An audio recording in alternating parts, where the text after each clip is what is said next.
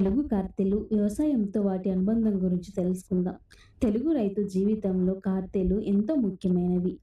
కృత్తిక నుండి భరణి వరకు 27 నక్షత్రాల ఆధారంగా ఏర్పడిన కాల విభాగాలను కార్తె అంటారు. పూర్వం రైతులు వాతావరణ శాఖలు లేకుండానే కార్తెలను చూసి వర్షాలు, పంటలు, పురుగుల ఉధృతి, నేల తేమ వంటి విషయాలను అంచనా వేసేవారు. అసలు కార్తె అంటే ఏమిటి? సూర్యుడు ఒక నక్షత్రం నుండి మరో నక్షత్రంలోకి ప్రవేశించే కాలాన్ని కార్తె అంటారు. ప్రతి కార్తె సుమారు 13 నుంచి 14 రోజుల పాటు ఉంటుంది. తెలుగు పంచాంగంలో రైతులు ఈ కార్తెలను ఆధారంగా చేసుకొని వ్యవసాయ పనులు నిర్వహించేవారు. వ్యవసాయంలో కార్తెల ప్రాముఖ్యత గురించి తెలుసుకుందాం. కృత్తిక కార్తె ఎండలు తీవ్రంగా ఉంటాయి. పొలాల దుక్కి పనులు ప్రారంభమవుతాయి. వర్షాకాలానికి భూమిని సిద్ధం చేస్తారు. రోహిణి కార్తె రోహిణి కార్తెలో వర్షం పడితే రైతు ముఖంలో నవ్వు అనే సామెత ఉంది. తొలి వర్షాలు కురవడం ప్రారంభమవుతుంది. విత్తనాల సిద్ధత మొదలవుతుంది.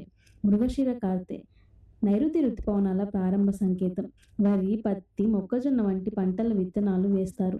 రైతులకు అత్యంత కీలకమైన కార్తెగా మృగశిర కార్తెను చెప్పుకుంటారు. అర్ధ కార్తె లేదా ఆరుద్ర కార్తె అంటారు. మంచి వర్షాలు కురిసే కాలం. పంట మొలకలు బలంగా పెరుగుతాయి. ఆరుద్రలో ఆరు జల్లులు అనే సామెత ప్రసిద్ధి. ఆరుద్రలో అర్ధ పురుగు లేదా ఇంద్రగోప పురుగు అంటారు. ఇది ఆరుద్ర కార్తెతో ముడిపడి ఉంది. అర్ధ కార్తెలో తొలి వర్షాల తర్వాత ఈ ఎర్రటి పురుగులు కనిపిస్తాయి. ఇవి వర్షాకాలం ప్రారంభానికి ప్రకృతి సూచికలుగా భావించేవారు. రైతులు వీటిని చూసి వర్షాలు బాగా పడతాయని అంచనా వేసేవారు. పునర్వసు, పుష్యమి కార్తెలు వరి నాట్లు వేయడానికి అనుకూల సమయం. చెరువులు, కుంటలు నీటితో నిండుతాయి. అశ్లేష, మక కార్తెలు కలుపు తీయడం, ఎరువులు వేయడం చేస్తారు. పంట వేగంగా పెరిగే దశ. పుబ్బ, ఉత్తర కార్తెలు పురుగుల దాడులు పెరుగుతాయి. రైతులు పంట సంరక్షణపై దృష్టి పెడతారు. హస్త, చిత్త కార్తెలు పత్తి, మిరప వంటి పంటల్లో పుష్పించే దశ. వర్షాలు తగ్గుముఖం పడతాయి. స్వాతి కార్తె స్వాతి వాన, ముత్యాల వాన అని రైతులు అంటారు. ఈ కాలంలో కురిసే జల్లులు పంటలకు ఎంతో మేలు చేస్తాయి. విశాఖ, అనురాధ కార్తెలు పంట గింజలు నిండే దశ. వరి పంట పక్వానికి చేరుకుంటుంది.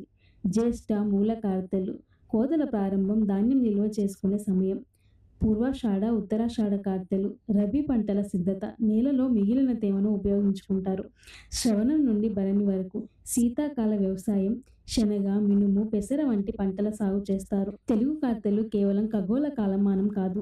అవి వేల సంవత్సరాలుగా రైతుల అనుభవాల ద్వారా ఏర్పడిన ప్రకృతి క్యాలెండర్. వర్షాలు ఎప్పుడు వస్తాయి, ఏ పంట ఎప్పుడు వేయాలి, పురుగులు ఎప్పుడు వస్తాయి, కోత ఎప్పుడు కోయాలి వంటి విషయాలను కార్తెల ఆధారంగా అంచనా వేసి తెలుగు రైతు వ్యవసాయాన్ని నిర్వహించేవాడు. అందుకే కార్తెలు తెలుగు సంస్కృతి, వ్యవసాయం, ప్రకృతి విజ్ఞానానికి ఒక అద్భుత వారసత్వంగా నిలిచాయి.